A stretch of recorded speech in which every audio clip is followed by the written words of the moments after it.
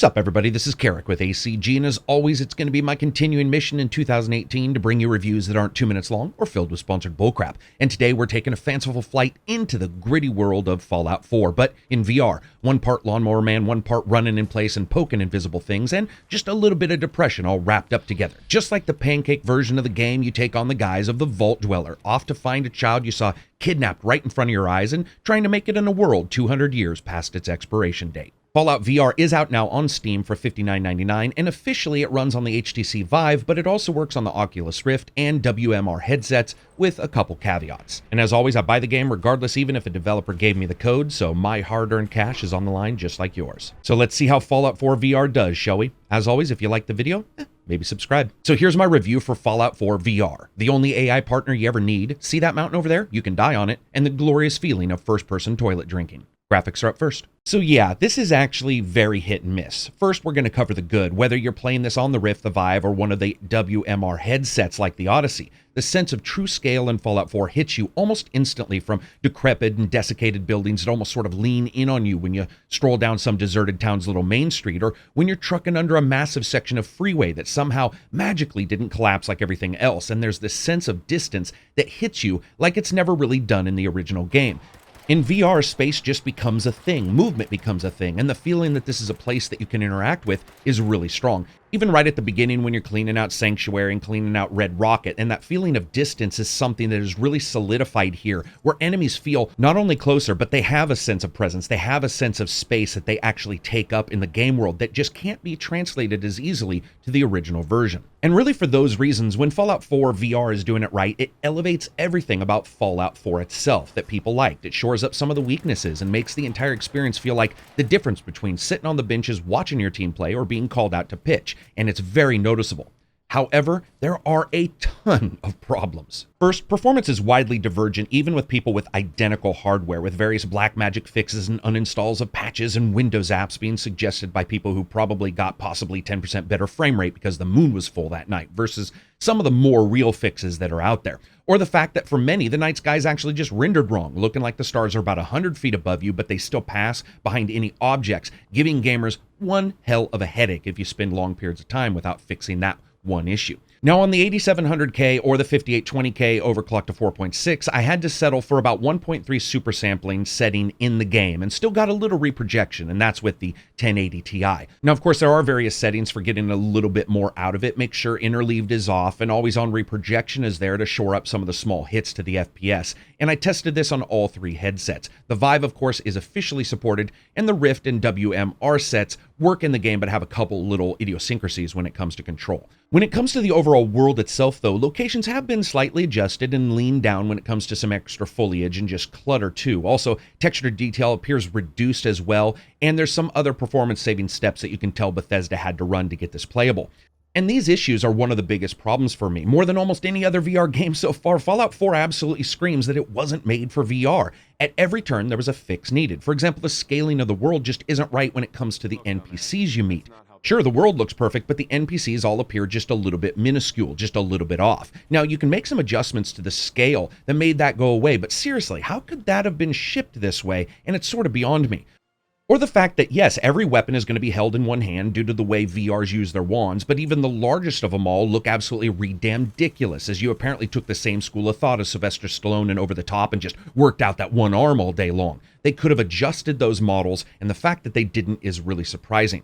Now, despite these issues, though, if you decide to dive in and you get your settings just right, it can be a fantastic overall experience. For example, the first time the dog got attacked, I actually panicked in the game and sprinted over. Everything in VR just takes a little longer, and the game is set up to mimic this, and it adds this feeling of tension to the movement, to the moment. For example, as I killed the enemies around the dog, it was the first time I've ever really made sure I wasn't shooting the dog. I leaned and danced around them as they fought to get a clear shot. The difference between seeing it and being in it is actually very profound in Fallout 4 VR. In the end though, it is a mixed bag, a game that on first look might not impress or even work well without the user diving into various settings to get it to even display correctly. Once you do, once the oddities are behind you or at least understood, and once the performance is brought to a level that offers for smooth gameplay, there's some truly epic moments where Fallout 4 VR becomes far more than just an extension of an already released title. And of course that brings us to sound, music, and voice.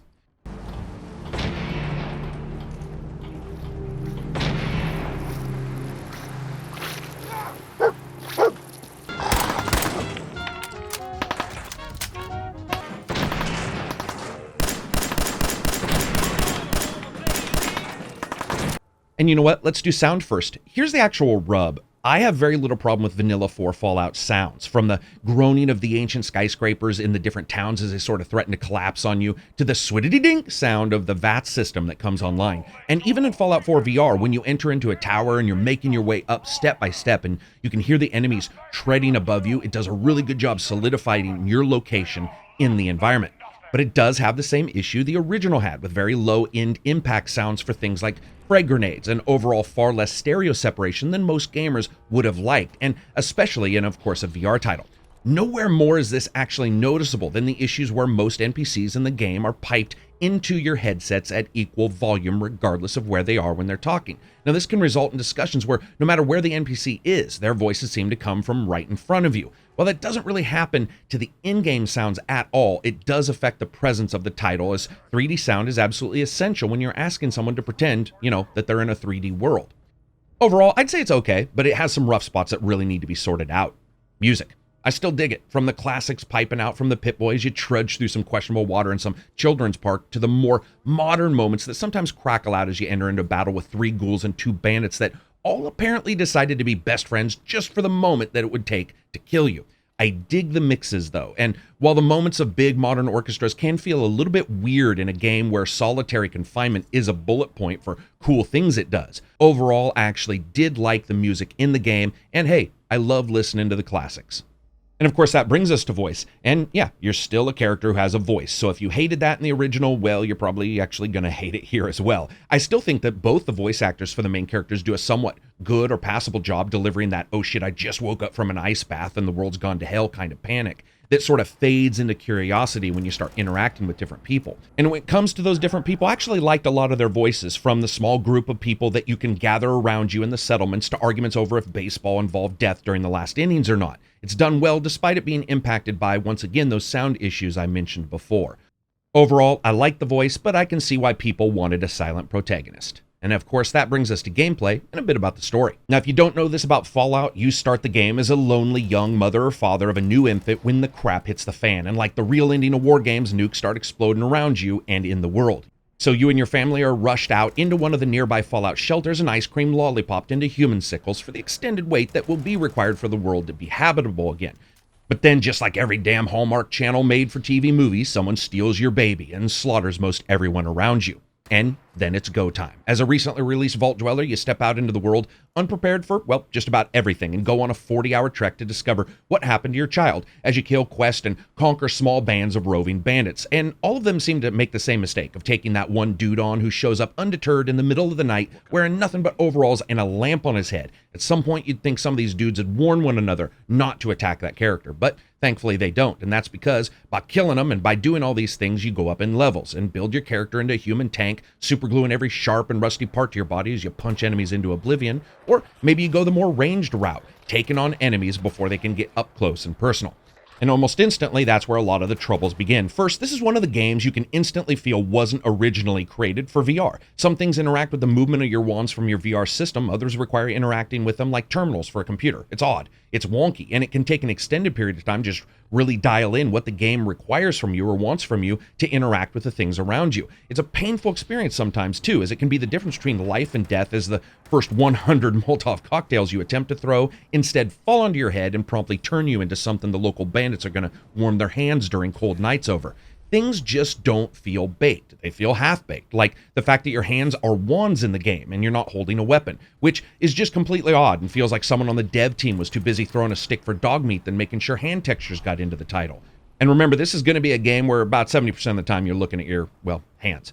But if you add in about a half hour or maybe 2 to your playtime, and sooner rather than later, you're going to be lickety-splitting across a wasteland, peeping behind barrels to one-shot bad guys, or sneaking into bases and stealing your way up behind some local probably named Scrotum Dog or Hognoggin, and then smash them over the head with a wrench. And that's really when Fallout 4 absolutely nails this. For example, even just entering into something familiar as Concord the first time and moving up behind the few bandits there and then rushing through the decimated confines of that building, trying to find all the inhabitants and not getting turned into a 360 rotating blob of goo from the enemies that are hiding inside, it has this impact on you that Fallout 4 never really did. And that's when it's fantastic. Now, movement is handled in various ways in VR, and you have two here. You can teleport, which strangely is also connected to your stamina. So it's like a teleport that costs you energy, which results in this odd moment where you teleport a couple times instantly, but then show up just really tired, breathing hard, and ready for a nappy nap time in the middle of a battle. More discreet is the direct movement system, controlled by the various one thumbsticks or thumb pads of whatever system you play the game on. And it has various comfort settings, like occluding the peripheral of your vision to help motion sickness. To also alleviate some of those issues, you have once again the ability to turn smoothly or with degrees on the based settings, which allow you to basically turn that up for comfort's sake. I think most people will probably have it set to maybe 30 or 40 degrees versus smooth, but that's really up to you. Don't ignore that setting, as it can help with VR sickness. The thing about Fallout 4 VR is, despite its issues, the entire game is there. And like Skyrim, if you can work through some of the little problems, you have this open world that you can connect with on a higher level than the original version. As they say, playing a normal game is like looking through the window and seeing rain. And while playing a properly set up VR equivalent is like walking outside into the rain. Here, nothing could probably be more apt as a description. When a massive giant, for example, shows up twirling a chain gun wrapped in armor, it looks like he visited a wood stove manufacturer and just rolled around in parts for 40 minutes and called it armor. The feeling of intimidation can be actually very real. Or when one of my favorite moments happened so far, which was a bandit interaction and watching it unfold and then just pulling out my gun, and as the dude was talking, wasted him. There's a feeling of personal stake that VR can establish that it just isn't really done in the normal versions. The problem is, Fallout 4 is a fun mess. You know what I'm talking about. The significant other you dated years ago that'd show up 3 sheets to the wind and lurch into your home to try to give you a contact high just from being around them. That is exactly Fallout 4 VR. It sloshes and slops around, but regardless of all that, there's something pretty hot underneath it.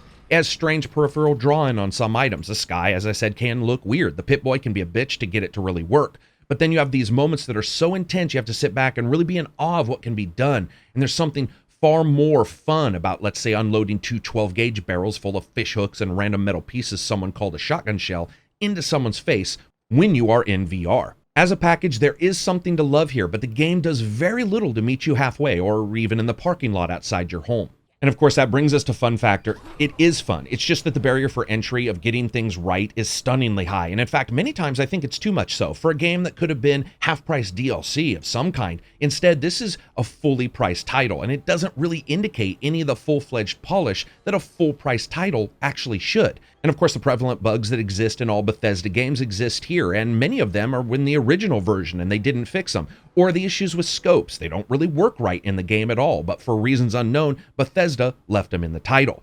And these can be far more puzzling if you look at the recent success they had with Skyrim on the PSVR. Sure, it's a lower res, but the game was made for one headset and overall presence and various settings are actually perfect. But here, you have Fallout 4 made officially for just one headset, but it still benefits greatly from users having to dive into the additional INI file hacks, things that really shouldn't have to ever be done on an actual purchasable title. So as you guys know, I rate games on a buy, wait for sale, rent, or never touch it again rating scale, with deep sale replacing rent on PC titles. This is easily at this time a deep sale. Listen, I had a blast and I got it running really well, but in the end, there is no way that you can sell this as a fully priced title and have entire sections of the game just not actually working, like the scopes for a game that is based in, for a lot of people, a ranged kind of setting. Having the scopes not actually work is incredibly poor. That being said, if you have comfort with jumping into INI files, if you know the proper places to get and find information about configuration, then this is a title that can actually offer an incredible experience. It's just, once again, those things should be offered by the developer and not by the hard work of the gamer. So that's it for me. I hope you liked the video. If you did, give it a thumbs up. If you didn't, give it a thumbs down. Maybe check Twitter or Reddit. Also, I have a Patreon. That's where I continue to give you guys videos that aren't 2 minutes long or filled with sponsored bullcrap. So feel free to support the channel that way. Peace out and enjoy the rest of your week.